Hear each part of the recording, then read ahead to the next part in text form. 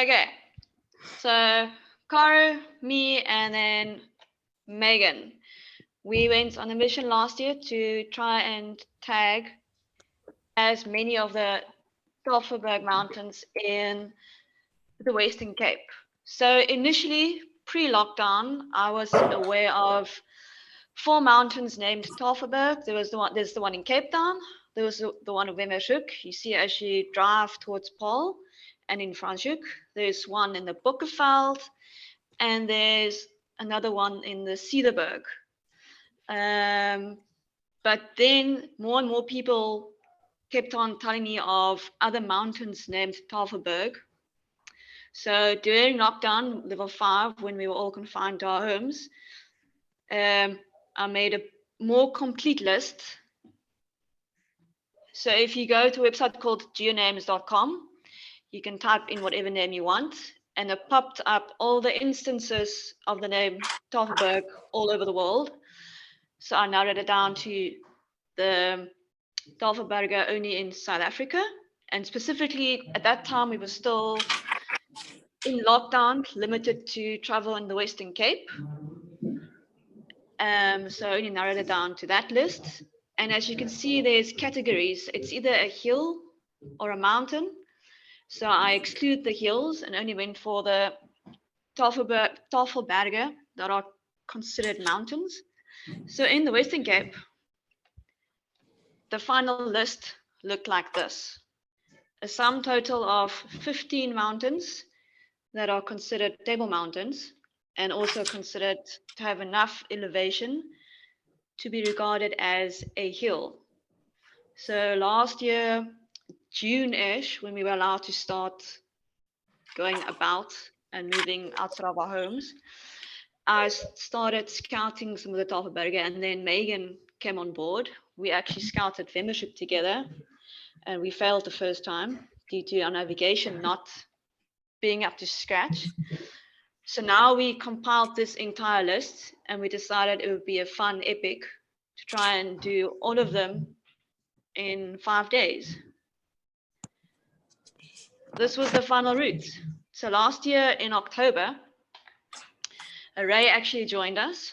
We drove up after work to Bitterfontein. So all of the Tafelberg, we had to nickname them, give them nicknames to be able to understand which one we're talking about. So we started with Bitterfontein, then drove through to CEDERBERG, Boekenveld, the DOORNS, Robertson, and then VILLIERSDorp, VILLIERSDorp, Stanford, past George, tagged all of these in the Karoo, went to Beaufort West, and then Merweville, and then all the way back to Cape Town, all in 5 days. It was still when, well, curfew was limited. I think we were allowed midnight till 4 o'clock. So I wanted to just, so the total journey was 15 mountains, 5 days, 26, oh, so that's, there's an extra 0. It's supposed to be 2,600 kilometers by car, 150 on foot, and 9,000 meters on vert. So, but what this looks like on a spreadsheet, this is what the collaborated by like 4 people. Yeah. At night. No sleep. I think we had 16 hours of sleep. So this was the initial spreadsheet that was used for the planning. Each approximate distance, approximate gain, and approximate time. The access requirements, we managed to find or pre-arranged access with all of the farms, except there were 2 that we just jumped, like literally parked next to the road, went up the mountain, came back down, and then drove on. And in terms of time planning, Ray was actually, he said when he got home, he was in such a rush to unpack his car. I planned the route. I Google Maps how long it would take us to drive from one destination to the next. Worked out, gave 15 minutes for unpacking, gave an allotted time for the mountain, 15 minutes packing the car, and then drive. And we were pretty much on schedule for the entire trip. But it was quite funny because I kept on hustling everyone to move quicker because we were either behind schedule or we winning time, so we need to go faster.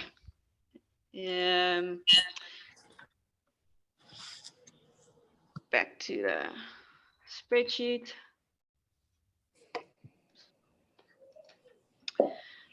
So I'm not going to talk about all 15 the mountains. I'm just going to mention a few of the more significant ones. And I'm also going to, a lot of the mountains we scouted before the big trip. And one of the big lessons that I learned personally was how to sort of interpret topographical maps. So this is the 1 to 50,000, or a screenshot of the 1 to 50,000 map of the CEDERBERG. What we ended up doing was parking here, followed the standard route, and then up to the little neck, past the spouts, up and down Tafelberg. So the first time that we scouted this, I went with Megan in August last year. That's Megan pointing to the mountain at the back. You can see the little, I don't know, can you guys see my cursor when I point? Mm-hmm. Yes. Yes. Okay, so that's the spout there of Spout's Cave. So if you look at the Tafelberg from afar, it looks like a teapot. There's a very cool cave there if you want to go camping. So when we got there in August, we actually found some snow and ice, which is a problem because this, you can see here, is the normal route up. We normally scramble up, and it was completely iced up. And Megan and I are both very short, so we had to go here up on the left, sort of, I called it the walrus move, where you dive onto your stomach and just shimmy across. But luckily on the actual day, in October, when we did our final big mission summit, the views were clear and it was nice in summer. And I don't know if any of you have also been up here, but it's almost like an alien-like landscape. And the nice thing about this Tafelberg is you can see the next one, you can see Bokkenveld in the distance from this mountain. So Bokkenveld was the next significant one. So if you look at the contours, our initial plan was park here and literally go up and down, and that's exactly what we did. So the first time we scouted this is what it looks like in reality. So this little koppie here is Spitzkop here. And the other Tafelbergs also have a Spitzkop. So it's very interesting to see it. The Spitzkop and Tafelberg goes sort of hand in hand. So this is the photos taken from the back looking onto this. That's the view. It was a spectacular day out, but when we actually got closer to the summit the first time, it was all cloudy and misted up. We had no views. But then on the actual summit day, it was clear skies and we could see miles away. Unfortunately, what you don't sort of notice in the snow, because the snow compacts the ground quite nicely, and we did notice how brutal the terrain actually was. Ray actually went with on the summit and he said never again.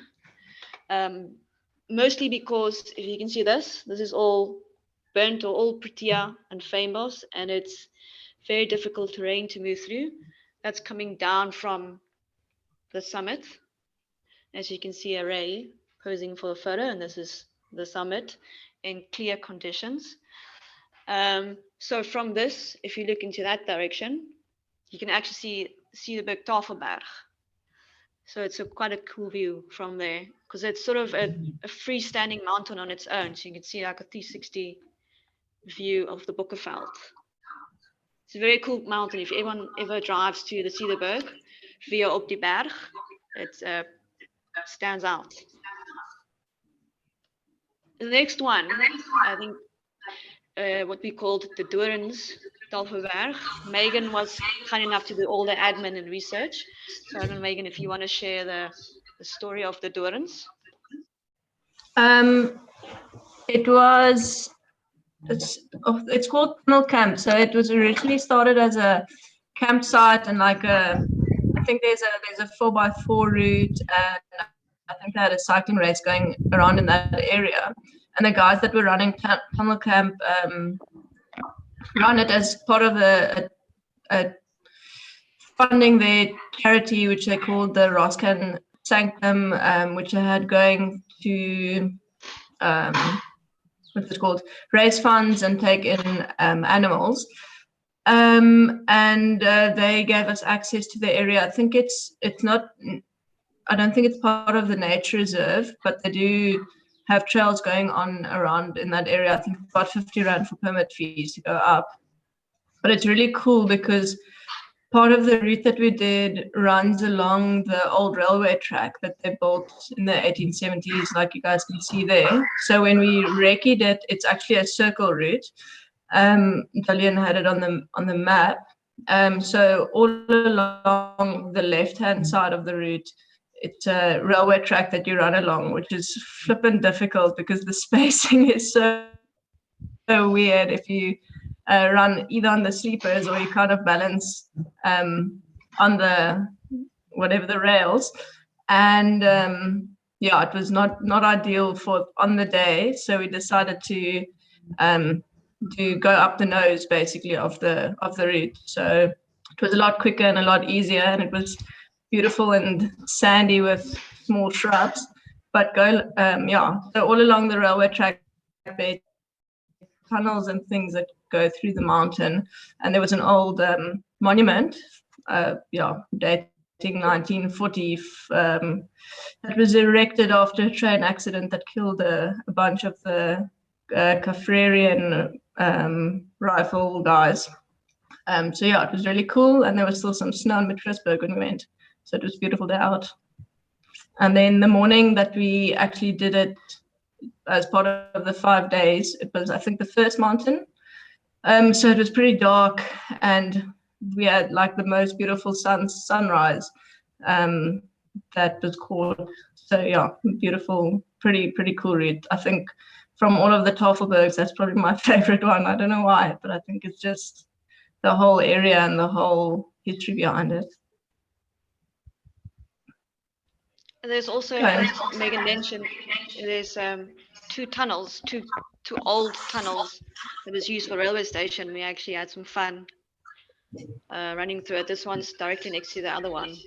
So if anyone's ever in that area, the tunnels are quite cool to check out.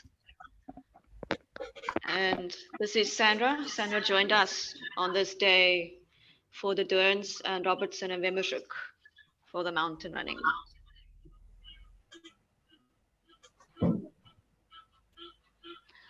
VILLIERSDORP was by far the longest mountain or hardest mission out. It starts off easy. It starts off along a jeep track, as you can see along here, and then it's just off trail up. So our final route was up here along this neck and to the summit. Megan's dad actually joined us for the first bit, which is quite cool. So this is a photo of the jeep track. It was quite hot on that day, and this is when you, after jeep track, you start climbing the mountain, traversing to the top. This is Untitled in the background. So the route that we took, this is part of the scouting mission, one of the photos, went across the side and then to the neck, and then all the way to the top. It's over there. There's the summit. It's quite, as you get closer to this rock band here, it becomes a maze of rocks. And even though I've been up there twice, you never end up going the same way. You always get a little bit lost and have to retrace and track back. But once you get to the top, it smooths out, and that's the Toys Peak in the background, and that's the Toys Cliff Pass. And that is Table Mountain, Cape Town Table Mountain, Simonsberg, and VILLIERSDORP Dam from the summit of the VILLIERSDORP Table Mountain. So it's quite a cool view if you do a 360, because you also look into Montrachel's direction. And this is going all the way down. But yeah, this was by far the toughest of all of them, due to there being no water en route. So you have to carry a lot of water. And the bushwhacking was hectic.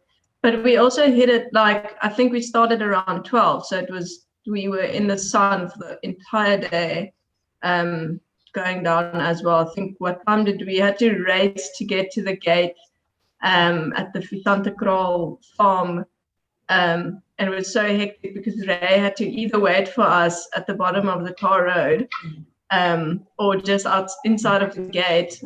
And yeah, it was like a little bit of a rush trying to get back in time, which we did end up doing, but then Ray played it safe and drove out. We had to run an extra 2 or 3 Ks. No, that was a hot day. Jeez, it was hectic. So VILLIERSDORP was quite a special recce. Megan was kind enough to arrange the access with the Stetain family vineyards. So I was a bit skeptical going into the VILLIERSDORP recce, as the contours on this side looks quite steep, and I wasn't sure what the terrain would be on this side. And on the day that we went to go for this recce, so this was the RECCE route. We went up along a jeep track. It's a very steep jeep track that just goes on forever. So if anyone needs a good hill to go train on, and they're in the VILLIERSDORP area, I would highly recommend checking this out.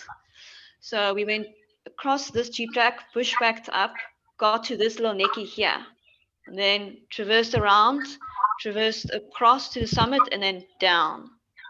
So as you can see here, so for the final mission, we decide we'll do the jeep track. We'll just go straight up and down.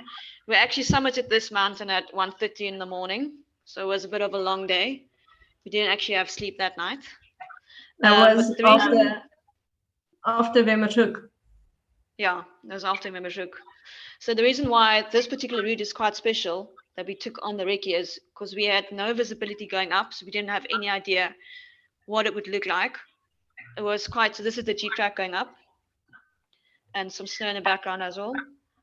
Very steep. It was quite cloudy, so we couldn't see in the distance, traversing through snow and fynbos. And then we got to the neck, and we had this spectacular view looking onto Stetain Peak in the background, and that's our Tafelberg. It was a cold and early start, and we weren't sure we were going to see and get, but this view, as soon as the clouds cleared, it was just spectacular. It was one of my favorite days out on the trail.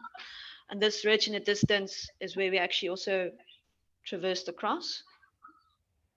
The locals actually, this is on top of Tafelberg, the locals actually call this Sneeuwkop, if I'm correct, because it always gets snow. And we told them, no, it's actually a Tafelberg. But yeah, as you can see, the views from, and this is going down, which is also the route we used on our final mission. But it was definitely one of my favorite days out in the mountain ever, because it was just, the views were so unexpected. And just to think that this is VILLIERSDORP, it's just around the corner. This is on the actual mission. Shared the photo time. As I said, we summited at 1:30 in the morning. It was windy and we were cold and our feet were killing us, but it was a big mountain to tick off. So part of the recceing, that's how Karoo came on board. I wanted to recce all of what I would call the Karoo Tafelberg in a long weekend in August last year. And Karoo said she's keen. So we did a little road trip up to George and we tagged all of these mountains. So the one in particular that I'm going to talk about is the Merwewil Tafelberg.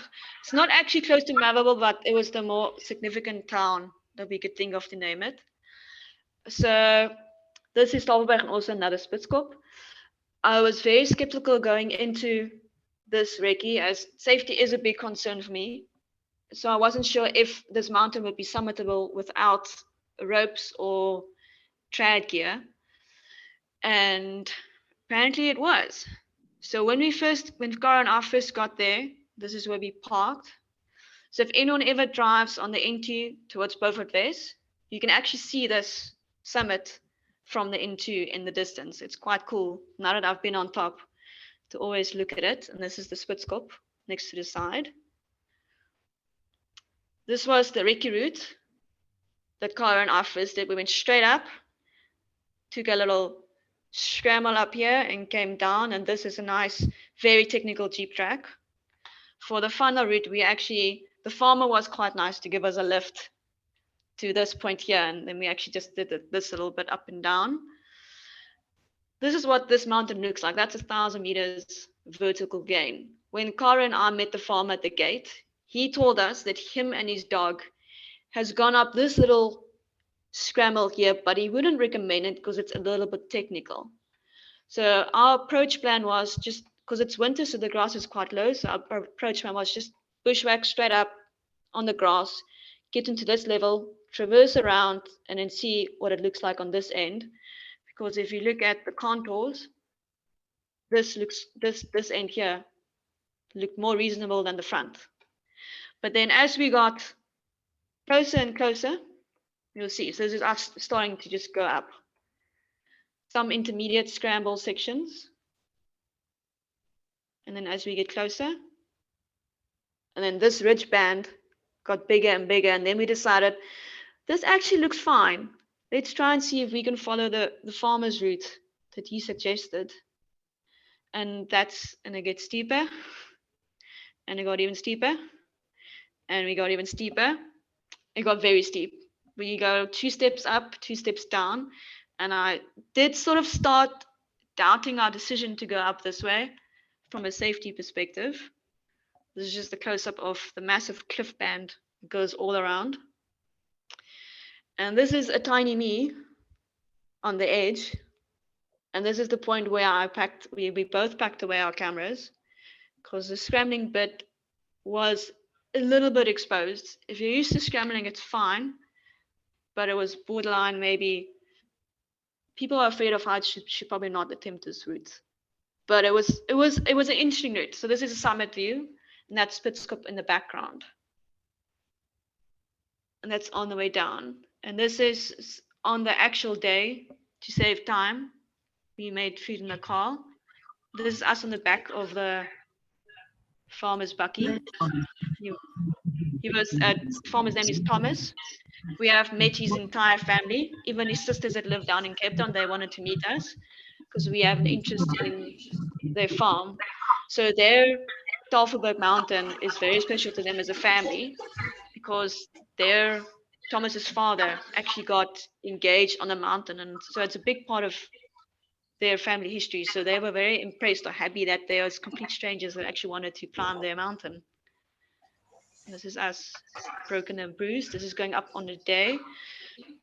These little bossikies here are little demons. They're sharp thorns, but when they actually stick through the shoes, like the side of the shoe, they actually have some sort of a poison, and it stings. And that's Ray. Ray actually also joined on this summit.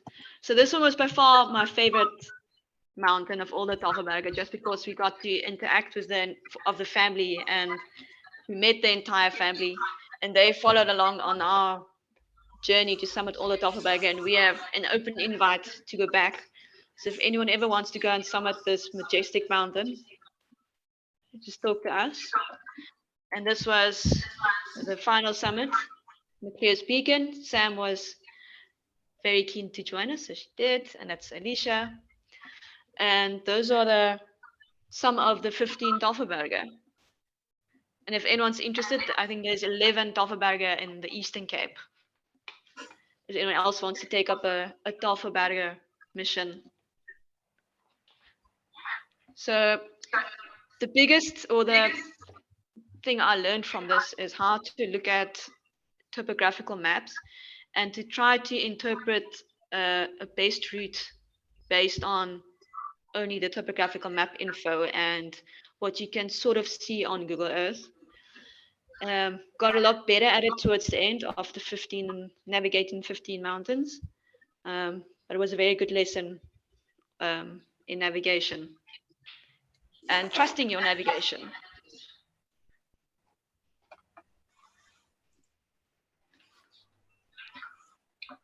So, any questions on any of the mountains? Aline, what was the mapping tool you used to find those Tafelberg? So the link, it's a very cool site, geonames.com. Geonames, okay. Yeah, there's actually Tafelberg in Suriname, a country called Suriname. And then for your mapping itself? So for the mapping, I use Avenza. I use the free version. But there's also a website. Let me see if I can. I'll share the link now. Or this. I don't know if you can see this link. Where you can see, yeah, this is quite cool because it's all the 1 to 50,000 maps sort of grid together online. So you can quite easily scan and zoom in.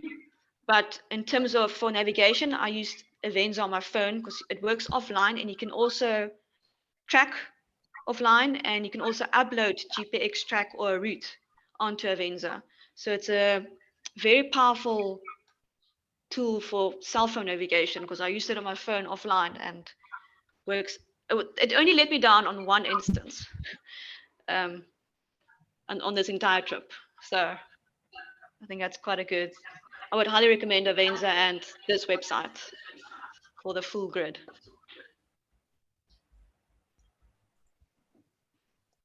Awesome. So is the Eastern Cape next this summer, Delene? I did get, when we were doing our final mission, I did get random Instagram messages from people saying that they know of someone in the Eastern Cape or of this that has a mountain and we are welcome to come and climb it. So maybe. Awesome. Meeting. When you leave nie. Yeah. Very cool, But guys. for Thank those you in so the much. local area, there's some cool mountains in the Western Cape. Awesome. Very cool. Thank you. Dillian, before you go, Dillian, Yeah. the Tafelberg or the Tafelberg. Yes. Did you go up from the road that you take to Nieuwerust and Fritterveer and CEDERBERG Oasis? Yes, that's the particular one. Yeah. I saw there was a couple of cairns in the photo. So is there actually an established line that people take? Or do you just figure it out? The farmer did sort of tell us roughly that there is sort of a route up the one ridge. Now, Google Earth is not going to load quite nicely.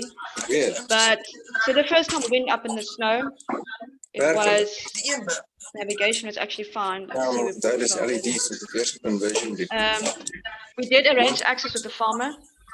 So if you want those contact details, I can give it to you.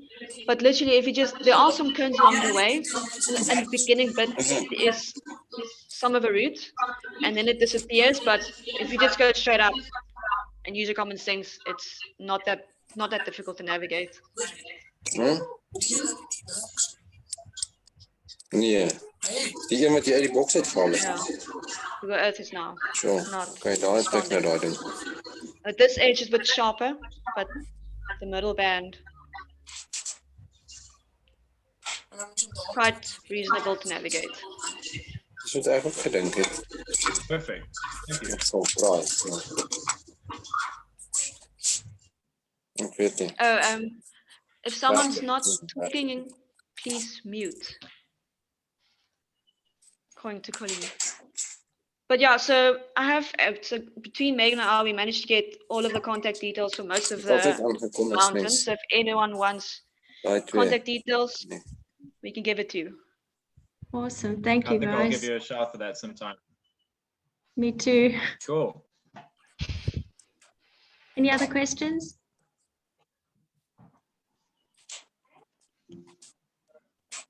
No? Cool. Thanks very much, guys.